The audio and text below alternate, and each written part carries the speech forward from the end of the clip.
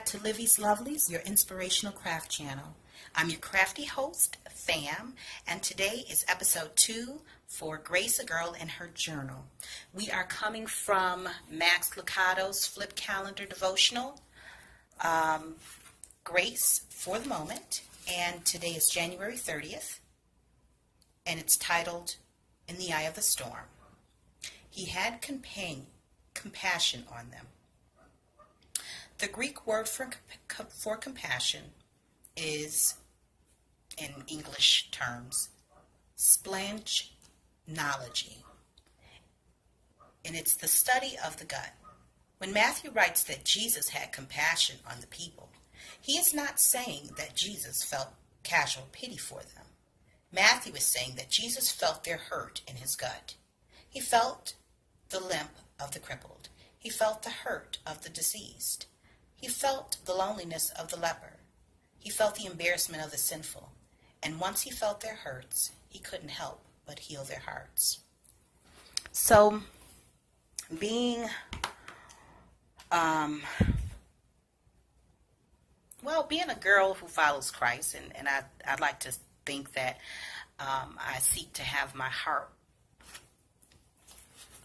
that I would model my heart after him. From this passage and this verse, it leaves me with a thought on compassion and just my feelings towards it, especially in today's day and time, with us having so many different and various views and the ability to convey them via social media and different media outlets. It's very easy for us to hear another person and hear their struggles, but it doesn't always mean that we have compassion for those struggles and their stories. But I think the more that we model ourselves after Christ and the more that we follow in Jesus' footsteps, the easier it is for us to take that hurt and lend a hand or to be of service to others, to try and see what we can do to ease the pain. We can't cure it. I mean, obviously we're not Jesus, so we're not in the healing business in that capacity. But at the same time, we can do things to provide comfort and to point others to Christ, the true source of comfort and the true source of healing. And so I think one of the things that I want to focus on for myself for the week, just on this verse alone, is the study of the gut, the study of what's going on the inside. This is an opportunity for me to examine, the things that I feel, especially when it comes down to what I see in others, from their experiences. What am I walking away with? Compassion. What is my compassion level? How do I see myself relating to others? I may not go through the very same struggles as they, but I know that there are times where I hurt. There are things that I struggle with. There's things that, whether I have money or whether I don't have any at all, whether I've been financially secure or, struggling to make ends meet. Before I had kids and while I've had kids, being a parent or being a single person, it doesn't exclude me from the struggles and trials and tribulations. We all have them. And I think examining how we view others' issues and whether or not we can relate helps us to become more compassionate. And when we are more compassionate, we are much more likely to be of service, to lend a helping hand, to provide comfort, and to be of service. In general, to be of service and to be the hands and feet of Christ. So, my compassion level,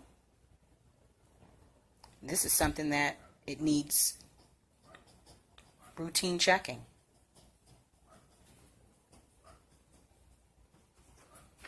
So I have to check my gut.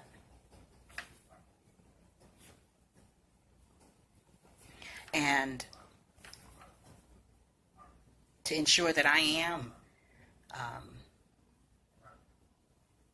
Sometimes I think we can isolate ourselves to the point where, on an emotional level, to the point where we no longer can feel for others. And I think that's a dangerous thing, because when you no longer feel compassion for other people, you no longer feel a need to reach out. You no longer feel a need to connect. You no longer feel a need to be the conduit for those who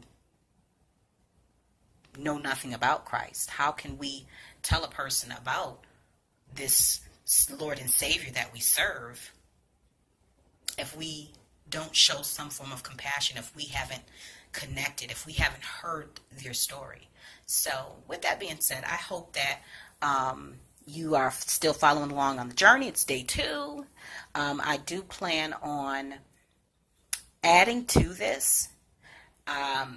Probably Thursday of this week, I want to upload another video that is the process video for the back cover of this, in addition to some artwork, some doodling or whatever have you for this page. But I'm not done here. I did want to bring the verse to you in hopes that you will start that you're working on your journal, and that you can take this verse and let it inspire some different thoughts for you. So with that said, I also want to invite you to join our craft community on Facebook. You can find the link to the Maker Exchange below in the Show More drop-down menu. And if you haven't already, please subscribe so that you will receive notifications of the future uploads. And don't forget to like this video if you like this devotional. And I would love to find out more about what your perspective is on, what you took away from this verse, which is Matthew 14:14, and that was from New International Version. That's what I read. If that verse inspired you in a different way, or if you got a different message, feel free to drop it in the comments below or directly message me. I have no problem receiving a direct message. And so if you enjoyed this video, give it a thumbs up. And lastly, I want to thank you for watching. And until we craft again, stay encouraged, stay blessed, and stay creative and crafting. See you soon. Bye-bye.